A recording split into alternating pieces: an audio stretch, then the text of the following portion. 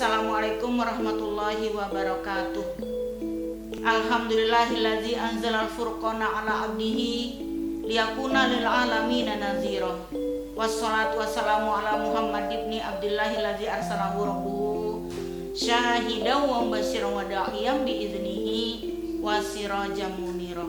Para pemirsa yang berbahagia, alhamdulillah kita bisa bertemu dalam kajian online yang berkaitan tentang tarbiyatul aulad pada masa-masa COVID-19 ini. Kita tahu bahwa masa ini adalah masa yang sangat sulit, terutama bagi seorang ibu, karena ternyata tugas-tugas yang biasanya dilakukan oleh para guru ternyata harus berpindah ke tangan para ibu-ibu di rumah. Ibu-ibu yang berbahagia, pada kesempatan kali ini kita mungkin akan membahas apa saja yang harus dilakukan bagi seorang ibu di rumah. Yang pertama adalah aspek pendidikan spiritual atau religius atau agama.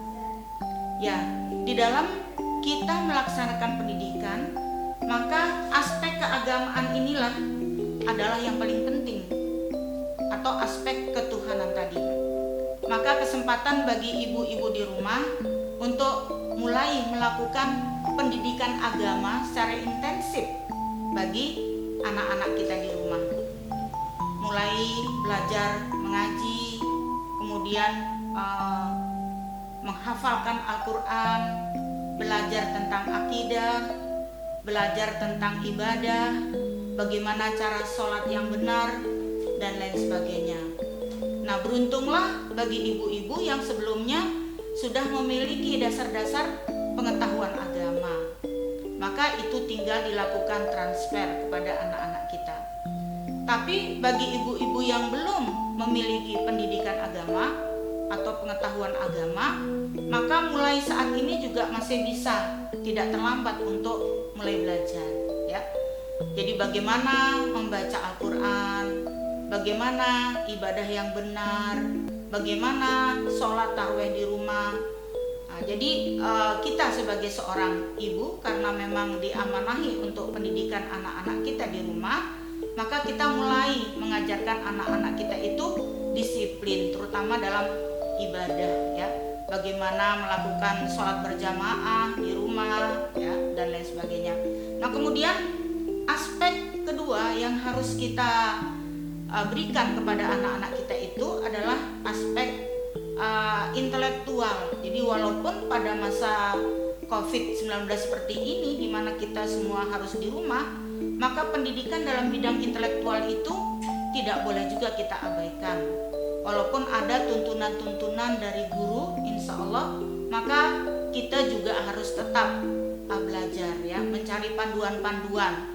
Nah, kemudian secara intelektual itu juga ada yang dinamakan emosi, ya, emotional intelligence, kesempatan bagi kita untuk melatihkan bagaimana rasa simpati, empati kepada orang lain, ya. Ada juga spiritual intelligence, kita melatih anak-anak kita itu untuk berzikir bersama. Kemudian ada juga latihan mungkin teka-teki, puzzle, dan lain sebagainya. Nah, kemudian selain daripada latihan intelektual itu juga adalah kita melatihkan aspek sosial. Kesempatan bagi kita pada masa yang sulit ini untuk melakukan pendidikan sosial, di mana anak-anak kita ajak untuk berempati kepada orang lain dengan membantu orang-orang yang miskin di sekitar kita. Atau kita apabila tergabung dalam satu organisasi kemasyarakatan, maka kita bisa membantu untuk mendistribusikan makanan-makanan pokok, beras, gula, dan sebagainya kepada rakyat miskin. Nah, dengan tetap menjaga social distancing atau physical distancing, kita bisa juga mengajak anak-anak kita itu terlibat supaya dia bisa memiliki juga empati secara sosial. Nah, kemudian ibu-ibu sekalian yang dirahmati oleh Allah, para pendengar, para pemirsa yang berbahagia, kita juga tetap tidak boleh tidak melakukan pendidikan jasmani ya. Dalam kondisi seperti ini, masalah kesehatan jasmani itu sangat penting sekali. Bagaimana kita mengupayakan anak-anak kita itu tetap memakan makanan yang baik ya, gizi yang memenuhi, dan juga tetap bisa melakukan latihan-latihan olahraga ringan di rumah ya. Berjemur bersama kemungkinan di halaman rumah kita dan lain sebagainya.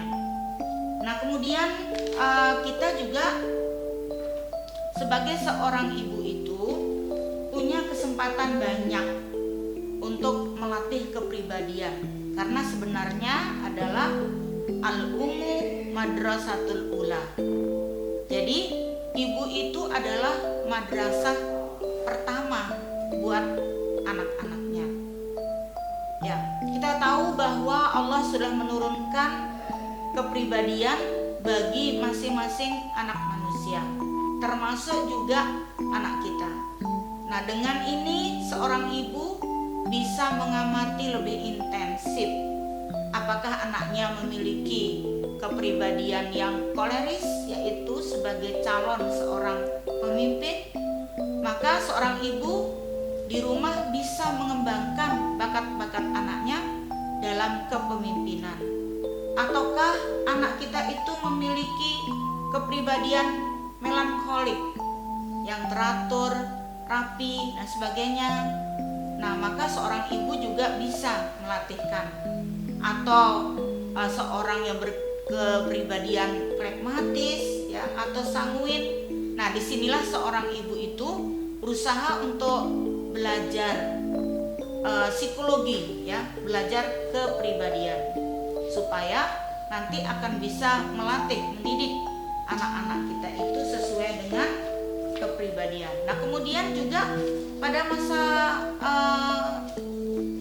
pandemi seperti ini, kita bisa melatih anak-anak kita itu dalam bidang politik. Jadi anak-anak kita ajak untuk bagaimana peka terhadap kondisi perpolitikan. Jadi bagaimana seharusnya menghadapi pandemi seperti ini, bagaimana mengatur suatu pemerintahan yang bijak, yang adil, yang sejahtera, merata buat rakyat. Jadi diskusi-diskusi tentang politik itu bisa juga dikembangkan di rumah.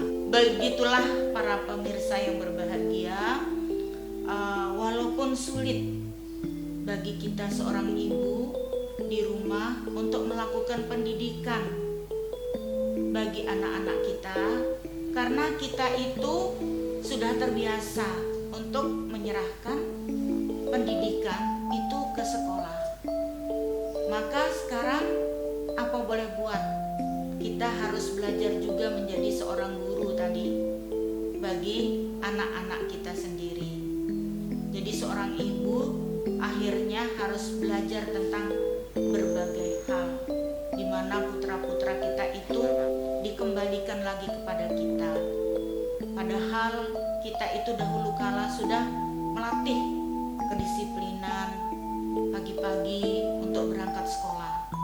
Maka sekarang kita juga harus tetap melatih kedisiplinan bagi putra-putra kita.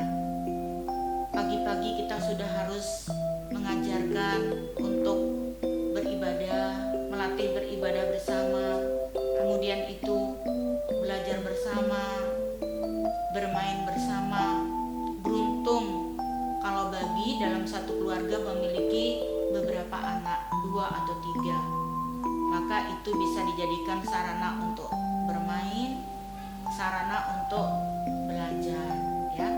Saya kira demikianlah, ternyata memang tidak mudah juga tugas kita sebagai seorang ibu pada masa-masa yang semua juga merasakan kesulitan, sehingga beban-beban kita memang bertambah. Tapi dengan begini kita akan mendapat andil yang lebih besar di hadapan Allah, karena tangan-tangan kita sendirilah yang mendidik anak-anak kita. Saya kira cukup sekian dari saya. Billahi taufiq wal hidayah. Nasrun minallah wa fathun qarib. Assalamualaikum warahmatullahi wabarakatuh.